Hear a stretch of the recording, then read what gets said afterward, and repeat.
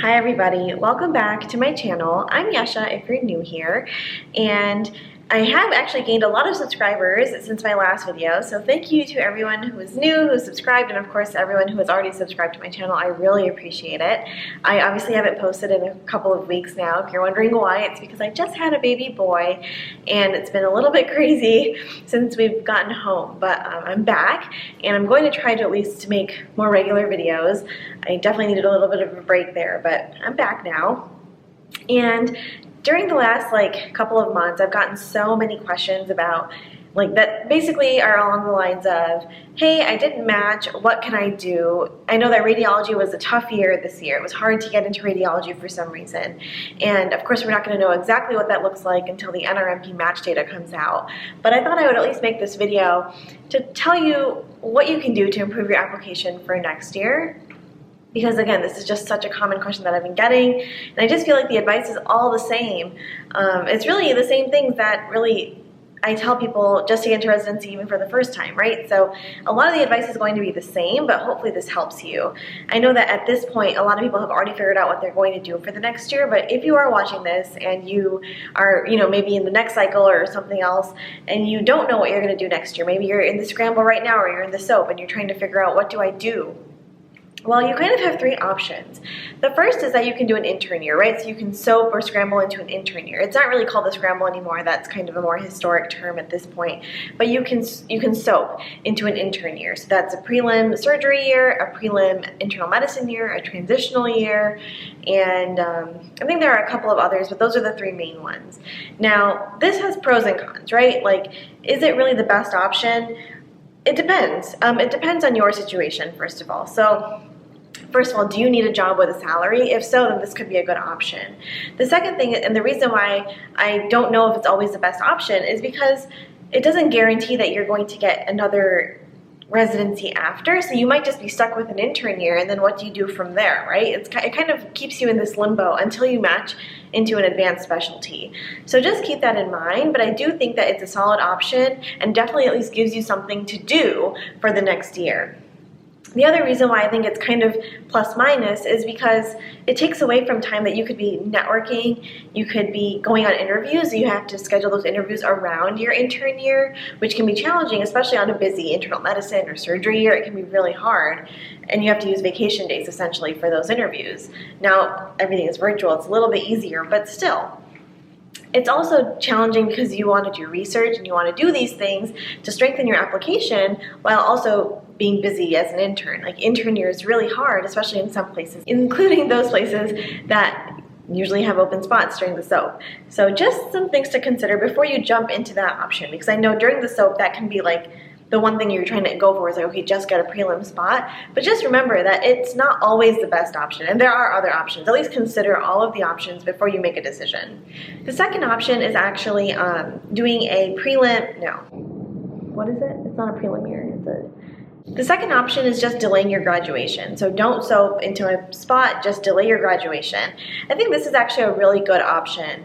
You have a lot of time on your hands to do interviews, to network, to assess your application in great detail, to maybe dual apply. It's really a solid way to buy yourself one more year. You don't have to worry about a lot of things. The negative is that you don't get a salary. Obviously, you're going to continue to pay for school when you really won't be in school, but it gives you a lot of time to do research and strengthen your application.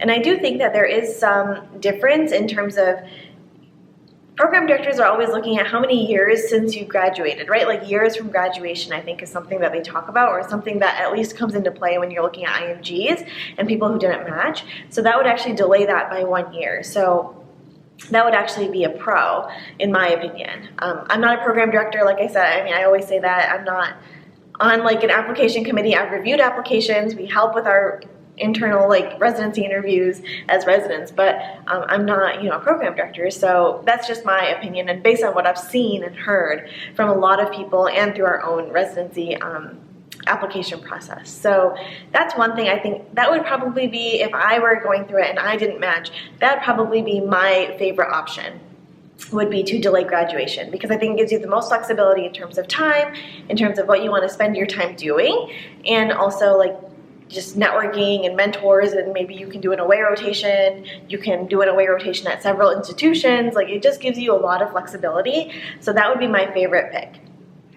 And then the third option is doing something like a research year, or a research fellowship essentially. And I think that's also a really good option.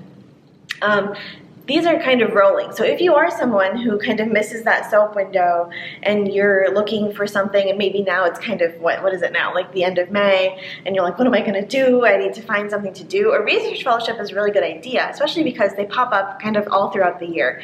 You're not always having to start July 1st. It's not always like that type of contract. It's a little bit more flexible, it's a little more looser, and you can often do them from anywhere, right? So you can, you might have to be there for some days, but you can probably work from home. You can maybe do some networking at conferences. You definitely have more flexibility on your time.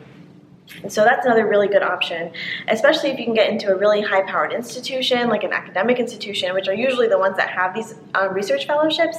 Then that would be a really good way to network within the department that you're trying to go for, and you would really be able to make a lot of connections that might help you eventually match. So just things to consider. I think that in terms of your flexibility and networking options, I think doing a research fellowship and delaying your graduation are your two best options, and doing a prelim year is third, because you're really tethered to the hospital, you're tethered to the department. It's a little bit more challenging to kind of try and branch out. But those are really the three main options in terms of what to do if you didn't match during that like SOAP week. What are your options if you're thinking about that? Those would be the three that I'm thinking. Now, obviously, if you want to completely pivot and you're like, I hate medicine, I don't want to do this anymore, there's always jobs in the industry and in tech and like these like medical companies and consulting that are always looking for people that went to medical school that you could consult for. So just another option that I put on the table. But obviously, if you want bang for your buck, and obviously why you went to medical school to become a physician, you want to pursue the residency route, you would probably stick to those main three options that I talked about earlier. Now, say you've already chosen, you're already in one of those three options, and you're like, okay, now I need to gear up my application for next cycle. What do I do? Okay, so the first thing you need to do is really think about your application. You need to sit down and assess it. Send it to everybody. Send it to everyone that you can think of. I also think you should include how many programs you applied to, where those programs were. Like if you applied to 15 programs, they're all in California, that's different, right, than 15 programs that are all in the Midwest, because California is inherently more competitive, just as an example. Tell people that have already matched and your mentors where you applied, how many programs you applied to, how many prelim, advanced, etc. Like, give them the full rundown. And if there is still like no reason why you didn't match, for example, no red flags, no like weird thing in your application, no weird personal statement, you didn't apply too narrowly, right? Like if you applied too narrow, then obviously that's going to affect your match. And if that's the case, then that's pretty easy fix, right? You just apply more broadly the next cycle. That should essentially fix your problem. But if you cannot find any reason why you didn't match, and I've read applications where I couldn't find a reason. Now, obviously, I didn't ask all those people where they applied and such, but there's usually a reason why you didn't match. And if you have absolutely no reason, I would say that I would start talking to people about your interview. I would ask people like what type of interview questions you got and how you answered them. I would tell them those things so that you can see if there's something between the lines that you maybe didn't realize that you were doing at interview days that maybe hurt you during the ranking process. I'm just trying to think of things that could have potentially hurt applicants, because I read lots of applications over the last 4 years where the candidates were really, really strong. And now obviously I'm at a smaller program, right? I'm not at like a program where everyone wants to go to it and everyone wants to suck up to everybody. I'm at kind of a low to mid-tier, I guess, residency program, maybe mid-tier, I'll go with that. But in terms of like people that we interview, I've definitely met the people that are so uninterested in being at our program. I've met people that are too like arrogant, or they just feel like, oh, this is like, a throwaway interview. And at that point, it's like, well, obviously we don't want to rank someone that doesn't even want to be here. And so if you maybe went on some of your interviews and you had that kind of attitude, it definitely comes across even in the virtual setting. So just things to consider, because if you didn't have any other reason to match, I would have to say that it might come down to your interview. And I've definitely met applicants where the interview really hurt them, even though they were stellar applicants. So just things to consider. So yes, email your application and all of those statistics to everybody and think about the things that you can change, right? Step 1 and step 2, you're not going to be able to change those scores. The number of research things you have, you can change. The networking that you do, that can change. So think about all of those things and definitely do some more research during that year that you have before you apply again. It's not even a year, right? It's only until September. So you really only have from like June or whatever, March until September to make your application stronger. So definitely try to get on papers, try to network throughout the interview cycle. So go to RSNA or whatever medical specialty conference that you are going into. Go to RSNA, go to ACR, for example, for radiology. Talk to people, get on social media. I know that nobody likes the word social media, but social media teaches you so much about networking, about the programs. I mean, there are so many people that have such a good idea of what our program is about, aside from just like, oh, I want to go to your program because it's small. No, like, you know, that's easy for anyone to say, but the people that really research our program, both on social media and on the internet, those people really stick out in my mind, and I still remember, you know, who they are. So do your homework on all the programs that you're going to apply to, and social media can help you with that. I mean, there's a lot of things on social media that are not on the website. So that's my point with social media. And of course, it's a good place to find mentors, to find people that are interested in things that you're interested in, to find research projects, for example. So I've met tons of people through social media. Everyone knows I'm a big social media advocate, but I do think that it has some benefit, and especially if you're in the situation where you need to apply again, I think that the only thing social media can do is help you. Obviously, unless you're going to be stupid about it, then it'll hurt you. But I think that if you really use it wisely, it can help you immensely. It can really help you immensely. So my 2 cents on social media. The next thing I suggest is obviously when the NRMP match data comes out, which it should be coming out relatively soon. I don't think it's come out yet. I would have read it maybe in April. No, it's already been April, May, June maybe. Make sure you look at it and look at how you stack up against your peers in terms of step 1, step 2, number of research projects, number of volunteer experiences, things like that. And if there's a category in which you are lacking, I would suggest trying to buff it up. So obviously you can't change your step scores, but in terms of like volunteering or in terms of research projects, in terms of posters, not only are those good networking opportunities, but it's a really good way to buff your application up during that time between applying again and until the time you have to apply again.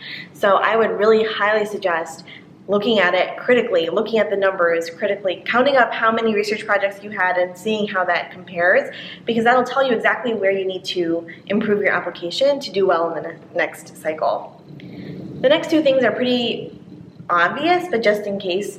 The first is applying broadly. I mean, you need to apply to every program, and I think that your attitude going into the match season is going to be drastically different, right? If you didn't match, you might really feel like you need to apply to every single program, and I would say you should.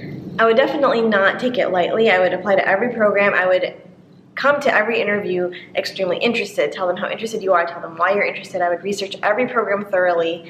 I would try to do well on every single interview as well as possible if you didn't already do that the first time around. And I mean, something I tell everybody for interview advice is like research every interviewer as well, and like go into the interview knowing a few facts about every interviewer, like where did they do their intern year, where did they do their medical school, is there some connection you have to that city? You know, it's always nice to connect to the interviewer on a personal level, so just something to also think about. Do they have similar research to you, for example, or any interests that you share? The internet can really teach you a lot about every interviewer, so use that all to your advantage. And just, make sure that you apply broadly enough to secure a match. Especially if you are someone who went on 30 interviews and still didn't match, you have to think about why that is. It has to be because you either didn't interview well or there was some sort of red flag on your application. So you need to figure that out and figure out how you can improve it. And if that means doing like 10 practice interviews, then do those 10 practice interviews. You know what I mean? You definitely want to set yourself up for success. The second thing is obvious, but applying for a backup specialty or a dual applying, it can be really, really important for you depending on where you see your career going. I really suggest applying for a backup specialty. It can only help you. Obviously, it's expensive. Obviously, it's not financially the best thing that you want to be doing, but when you're in the position of either not having a job for another year or applying for a backup specialty, I think that everybody would tell you, apply for a backup specialty. That way you can at least secure a residency spot and become a physician and become a trained, go through the whole thing without having to feel like, oh my God, you really, were not able to complete what you wanted to complete. That being said, obviously if you are someone who is like gung-ho about one specialty only, like if it is radiology, then of course don't dual apply and just apply again, and you'll figure it out for sure. There are people that haven't matched multiple times that do end up matching.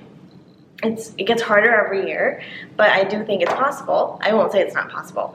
So just think about those things. Think critically about if you are really tied to the specialty that you're applying into, or if you are willing to dual apply. But I do think that it's something that you should at least consider. And if you are going to dual apply, make sure you don't dual apply stupidly. Make sure you apply to that specialty broadly enough. You don't have to apply to every program in that specialty, but at least broadly enough that you would match, even if you didn't match into your primary specialty. So otherwise it's just a waste of time, right? It's just a waste of time if you are applying and you only apply to like MGH and Brigham, and you're like, oh, I got interviews there, but you may not match there, if you understand what I'm saying. So just some stuff to consider. I have videos interviewing people that do apply, and I have interviews with people. Do I have an interview with someone who didn't match? I actually don't think I do. But either way, just think about these things. Hopefully something in this video helped you. I know I'm rambling a lot. I haven't made a video in a long time, so forgive me. But I just wanted to get all of this out there because I think these are my best pieces of advice. Network, network, network. Email every single person that could potentially help you. Literally email everyone. And if one person replies, it'll be valuable to you. You know what I mean? So just email everybody. Set yourself up for success. Start early. Start now. It's May. You should already have started if you haven't already. But oh, and one thing I will add, if you have watched the end of the video, then you have gotten yourself the small pearl. People will ask you what you've been doing for the last year. Like they will ask you that. Like why didn't you match?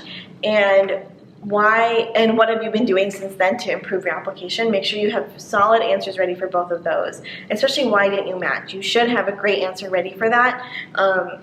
It doesn't always have to be 100% the truth, especially if you don't know why you didn't match, but think of something, think of a solid answer, be humble, tell them that you're willing to do whatever it takes to get in, you're really committed to the specialty, etc.